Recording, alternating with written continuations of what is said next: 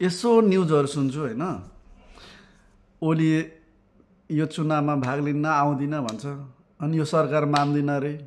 अनि यो ओलीले चाहिँ के मान्छ त? अब यो सरकार नमाने अब राजतन्त्र मान्छ रे कि? ज्ञानेन्द्रलाई बरु यतिको गाह्रो भएको थिएन राज संस्था छोड्नलाई, ओलीलाई चाहिँ आफ्नो कुर्सी कति प्यारो लाग्यो। म त अचम्म पर्छु बा। मलाई चाहिँ के लाग्छ भने अब यो अन्तरिम सरकारले छ नि गराउने चुनाव, यो सबै पार्टीहरूलाई खारेज गरेर सबैजना स्वतन्त्र हुनुपर्छ कि बस स्वतन्त्र सरकार जोसुकै होस्, जोसुकैले उम्मेदवार दिनु पाउने। अनि प्रधानमन्त्री अनि यो मन्त्रीहरू सबै प्रत्यक्ष निर्वाचित भएर आउनुपर्ने, नियम कानुन व्यवस्था गर्नुपर्ने भयो कि। अनि जोसुकैले जो कोही आउँदैन भने आउँदैन, केही छैन त्यसमा होइन।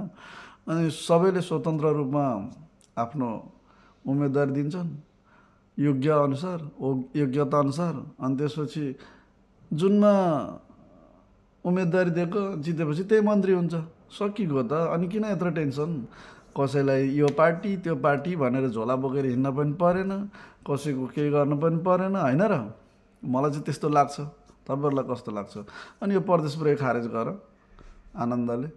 अनि सबैजना प्रत्यक्षित निर्वाचित भएपछि मान्छेले पनि अब विवेक प्रयोग गरेर यो मान्छेले चाहिँ गर्न सक्छ है भन्ने हिसाबले भोट हाल्छन्। जित्छ, आउँछ, मन्त्री बन्छ, 5 वर्ष काम गर्छ, गरेन भने जनताले फेरि त्यसलाई के भन्छ अरे रिजेक्ट गर्ने सिस्टम पनि लागू गर्नुपर्छ। राम्रो काम गरेन भने भोलि जनताले यो काम भएन भनेर विरोध भएपछि राजीनामा दिने, त्यसको ठाउँमा अर्को योग्य मान्छेलाई उठाएर फेरि त्यस मन्त्रीमा पठाउन सकिन्छ।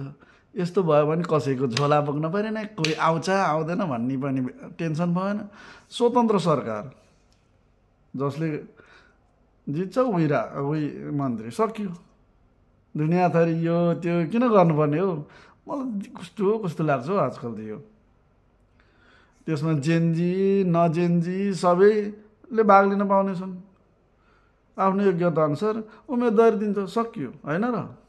के लाग्छ तपाईँहरूलाई? आफ्नो मनको विचार राय कमेन्ट गर्नु होला। ओके, धन्यवाद।